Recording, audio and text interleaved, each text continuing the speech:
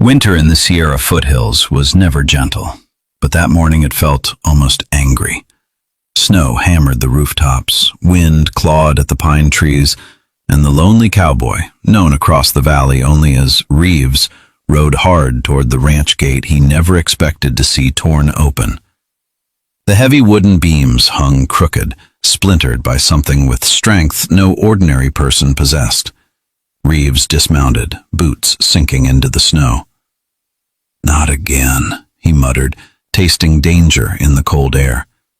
Prints, large prints, trailed through the drifts, leading straight toward his barn. Only one person he knew had steps that size, and she wasn't supposed to be here. Inside the barn, the horses snorted nervously. Reeves slowly pushed the door open, hand resting on the rifle slung over his shoulder. What he saw wasn't an enemy, but a towering young woman wrapped in a torn travel cloak, her face pale from the cold. She was shivering, exhausted, and unmistakably frightened. "You shouldn't be here," Reeves said, voice low. "People are looking for you." She lifted her head, meeting his eyes with a mixture of fear and defiance. "I had nowhere else to go." The wind groaned outside, pushing snow through the cracks in the boards. Reeves knew bringing her inside meant trouble, big trouble, but leaving her out there would be worse. If you're watching this, don't forget to like, share, and subscribe, and tell us in the comments where you're watching from. Reeves stepped closer. "Tell me what happened," he said. She swallowed hard and whispered something that made his breath stop. The young giantess's lips trembled as she forced the words out. "They're coming. The men who chased me through the mountain pass. They want to take me back." Her breath clouded in the cold barn air, each exhale sharp with fear. "And they won't stop until they do." Reeves felt his jaw tighten. He'd heard rumors, whispers of a traveling group claiming ownership over a woman of unusual height and strength. A spectacle, they called her. A rare prize. Something to display, not someone to protect. Reeves hated those kinds of men. "Did they follow you here?" he asked. She nodded. "I ran until my legs couldn't hold me anymore. I thought I lost them in the storm, but—" She hesitated, listening. Outside, beneath the howl of the wind, something heavy shifted, a faint thud, then another. Footsteps, multiple, slow, calculating. Reeves moved closer to her, placing a hand gently on her arm. "You're safe for now," he said, though he wasn't certain. "But we need a plan. If they're here, they won't knock on the door, they'll break it down." The horses stirred again, more restless than before. Snow dust cascaded from the rafters with each gust of wind, as if the storm itself was warning them. Reeves walked to the crack in the barn wall and peered out.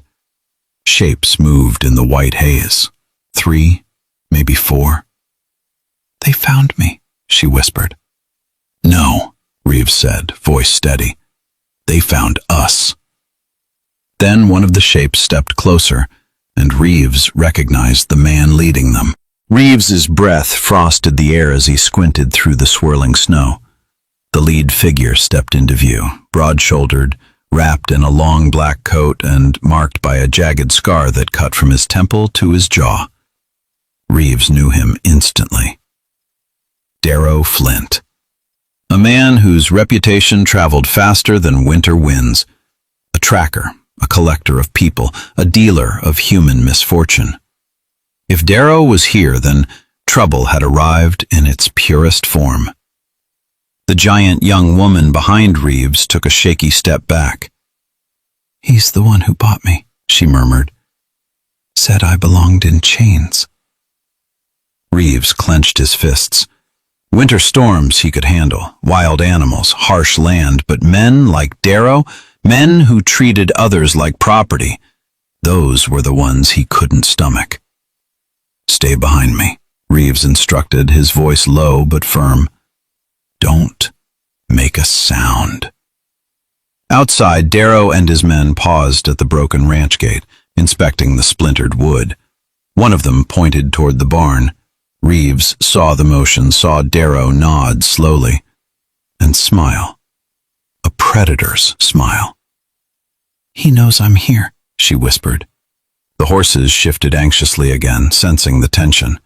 Reeves reached for the rifle leaning on the stall door, but stopped when he saw movement to his left, a dark shape slipping around the side of the barn. Another man. They weren't just approaching, they were surrounding the place. Reeves exhaled, steadying himself. "They're making a circle. They plan to flush us out." Then Darrow lifted his hand, and the moment it dropped, everything would begin. The barn stood silent except for the restless snorts of the horses and the low whistle of wind slipping through the boards. Reeves tightened his grip on the rifle, watching Darrow's hand hover in the air like a judge preparing a sentence. Snowflakes clung to the giant young woman's dark hair, melting against the heat of her fear. "Stay close," Reeves murmured. She shook her head. "You can't fight them alone." "I'm not planning to," he replied quietly. "I'm planning to outthink them." Outside, Darrow's hand lowered just an inch, enough to make Reeves's breath lock in his chest. One signal could send 4 armed men charging through his land. He scanned quickly. One man near the water trough, another near the hay shed, one circling toward the back door. The place was a trap waiting to spring. Reeves motioned for her to step behind the far stall. "If they come in shooting, stay low. Keep to the shadows. You're strong, but bullets don't care." For a moment, she hesitated. "Why are you helping me?" she whispered. Reeves's jaw flexed. "Because winter's hard enough without men making it cruel." Suddenly, crack! A board snapped near the rear wall. Reeves spun, raising the rifle, but the noise hadn't come from outside. It came from within. Something shifted in the shadows behind the stacked crates. Heavy footsteps, slow, deliberate. The young woman gasped softly. "Reeves, someone else is already in here." Reeves took a step back, heart quickening. Then a figure rose from behind the crates. Reeves froze as the shape rose from behind the crates, tall and wrapped in a thick winter coat. For a heartbeat, he feared the worst, another of Darrow's hunters already inside the barn. But when the figure stepped forward into a beam of pale light, Reeves recognized the face beneath the hood. Elias Ward, the wandering farmhand who had vanished from the region weeks prior. A quiet, thoughtful young man who rarely spoke unless spoken to. But now his face was bruised, his clothes torn, and his eyes wide with desperation. "Reeves, thank God," Elias whispered hoarsely. "They caught me on the road. I overheard their plans. They want her for more than showmanship. Darrow's planning to take her out of the state, sell her off to a mining crew up north like she's labor, not human." The young woman flinched, her breath catching. Reeves felt the anger burn in his chest, hotter than any hearth fire. "How'd you get in here?" Reeves asked. "I crawled under the wall before they arrived," Elias replied, trembling. "I've been hiding, waiting for a chance to warn you." Outside, a muffled voice carried through the storm, Darrow's voice. "Check the barn. She's worth a fortune." Reeves's pulse hammered. Elias pointed upward. "The hayloft. There's a hidden exit near the roof. You can get her out while they search the ground." Before things intensify, don't forget to like, share, and subscribe, and tell us where you're watching from. Reeves glanced at the loft ladder, just as a boot stomped down on the barn's front step. The barn door shuddered under the force of a heavy boot. Reeves didn't wait for a second attempt. "Up the ladder now," he whispered urgently. The giant young woman moved quickly despite her exhaustion, her long legs taking the rungs 2 at a time. Elias followed behind her, wincing with every step. Reeves climbed last, pausing halfway to glance down as the door creaked again. Snow blew inward, swirling around the silhouette of a man entering the barn. One of Darrow's hunters stepped inside, gun drawn, eyes sweeping the shadows. "Don't breathe," Reeves whispered. They reached the hayloft, the smell of dried grass thick in the air. The storm rattled the roof above, snow filtering through the cracks like falling ash. Elias crawled toward the back, pushing aside bundles of hay until he uncovered a small wooden hatch. "There," he said. "It leads to the outside slope." Reeves nodded. "You two go first." But before they could open the hatch, a sharp metallic clink echoed below. The hunter had kicked aside a bucket, and his gaze shot upward, straight toward them. "He heard us," the young woman breathed. The hunter raised his pistol, stepping closer to the ladder. Reeves shifted his rifle, preparing to fire if he had to. But then, boom! The barn door slammed again, harder this time, and Darrow himself entered, shouting to his men, "Check every corner! She's here! I can feel it!" Reeves swallowed hard. If Darrow climbed the ladder, escape would be impossible. Below the loft, Darrow's boots crunched across the straw-covered floor with slow, measured steps. He didn't shout this time. He didn't need to. Men like him let silence do the talking, the kind that scraped against a person's nerves like a dull knife. Reeves kept low, gripping his rifle, watching as the hunter near the ladder steadied his pistol, aiming toward the loft. The giant young woman pressed herself against the far wall, her chest rising and falling rapidly, while Elias fumbled with the wooden hatch beside her. "Hurry," Reeves whispered. "I'm trying," Elias murmured, hands shaking as he pried at the frozen latch. The storm had sealed it shut with ice. Below, Darrow paused directly under the loft. He tilted his head, listening. "I know you're here," he said calmly, "and I know she's with you. Make it easy on yourselves." Reeves exchanged a look with the young woman. She shook her head fiercely. Suddenly, crack! A beam overhead groaned under years of weathered strain. Snow that had gathered in the rafters tumbled down, landing directly onto a stack of wooden crates. The impact sent one crate slipping off the edge, and it plummeted straight toward the hunter below. He dove back just in time, the crate smashing into the ground with a deafening crash. The horses screamed and kicked their stalls. Darrow's head snapped upward. "There!" he barked. "They're above us!" Reeves's blood ran cold. Then Darrow placed his hand on the ladder and began to climb. Darrow's boots thudded against the ladder rungs, each step sending vibrations through the wooden frame. Reeves could hear the man's steady breathing, the confidence of a hunter closing in on cornered prey. Elias finally wrenched the icy latch free, and the hatch creaked open, a faint burst of freezing air rushing into the loft. "There, go!" Reeves hissed. The giant young woman crawled toward the opening, her frame barely fitting through the narrow gap. Snowflakes stung her face as she emerged onto the slanted roof, gripping the frosted shingles for balance. Elias followed, nearly slipping as he pushed himself through. Reeves stayed behind, turning his rifle toward the ladder. He could see Darrow's hand now, gripping the top rung. Another step, and his head would appear. "Reeves," Elias whispered urgently from outside. "Come on!" Reeves backed toward the hatch, but Darrow's voice cut through the storm like a blade. "You can run, Cowboy," he growled from below. "But you can't hide her forever." Reeves slipped through the hatch and onto the roof, boots skidding across the ice. The wind howled, threatening to throw all three of them off the edge. Behind them, the barn door slammed again as more of Darrow's men poured inside. Elias pointed down the slope. "There's a drop. If we slide, it'll take us behind the paddock. We can escape into the pines." Reeves nodded, but before they could move, the roof groaned beneath their combined weight. A long, splintering crack tore through the wood. The roof began to cave. The roof split with a roaring crack, snow and broken shingles tumbling beneath their boots. Reeves grabbed the giant young woman's wrist, steadying her as the entire section beneath them sagged dangerously. Elias scrambled toward the slope, shouting, "Jump! Now!"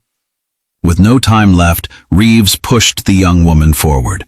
She slid down the snow-coated roof like a falling star, arms gripping the ice until gravity seized her. Elias followed, slipping and tumbling. Reeves braced himself, took one last look at the hatch, and saw Darrow's face burst through it, eyes wild with fury. "Reeves," he snarled. Reeves didn't wait. He flung himself off the edge. The three of them slid down the steep slope at breakneck speed, snow spraying around them like white fire. The wind howled past, the world spinning into a blur of icy pine trees and moonlit frost. Reeves hit the ground first, rolling hard before scrambling to his feet. Elias groaned nearby. The young woman pushed herself up, wincing but unhurt, her height and strength working in her favor. Behind them, voices erupted at the barn. "They're headed down the hill. Don't let them reach the trees. Darrow wants the girl alive." Reeves grabbed their arms. "Into the forest. The pines will hide us." They ran, snow crunching beneath their boots, breaths sharp and fast. The storm thickened, swallowing their footprints almost as soon as they made them. But Darrow's men were close. Too close. A single gunshot cracked through the night, and something beside Reeves jerked violently. The gunshot tore through the storm, echoing off the frozen pines. Reeves spun, heart pounding, but it wasn't the young woman who'd been hit. Elias staggered, clutching his arm, blood spreading through the sleeve of his torn coat. "I'm fine. Keep going," he gasped. Shadows raced down the hill behind them. Reeves tightened his grip on Elias with one hand and steadied the young woman with the other. "This way, toward the ravine. We can lose them in the narrow pass." The wind screamed through the trees as the three fought their way forward. Snow blurred the world, branches whipping at their faces. Darrow's voice boomed behind them, closer than it should have been. "You can't hide her, Reeves. She belongs to me." They reached the ravine's edge, a sharp drop, deeper than expected. The young woman peered over, breath trembling. "It's too steep. We'll fall." Reeves stepped beside her, eyes determined. Maybe falling is better than being dragged back in chains. Her eyes widened at his resolve. For a brief moment the storm seemed to quiet, the world reduced to just the two of them standing at the edge of danger. Then Reeves whispered, "Can you handle it?" The young woman drew a breath, nodded once, and took his hand. Up the hill, Darrow shouted, "There! They're cornered!" Reeves looked at her. She looked at him. They jumped. As they fell into the white abyss through the storm. Before this saga continues, like, share, and subscribe, and tell us where you're watching from. They vanished into the ravine, and someone unseen was already waiting below. They hit the ravine hard, rolling through powdery snow until the world finally stopped spinning. Reeves gasped, pushing himself upright, brushing ice from his face. Beside him, the giant young woman rose unsteadily, her breath steaming in the cold. Elias slid last, groaning, but alive.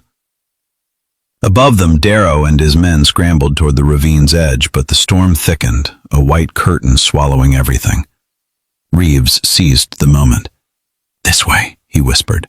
"The creek bed leads out of the canyon." They hurried through the narrow passage, icy walls towering on both sides. Snow muffled the world, turning their footsteps into soft echoes. Behind them, Darrow's shouts faded into frustration. Minutes stretched into miles. Finally, the ravine widened, opening into a quiet clearing surrounded by towering pines. A frozen creek glimmered like silver under the moonlight. "We made it," the young woman whispered. Reeves nodded, steady and calm. "You're free now. He can't track us in this storm." Elias leaned against a rock, exhausted but smiling. Where do we go from here? Reeves turned to the young woman, meeting her eyes. Where you choose. No more cages.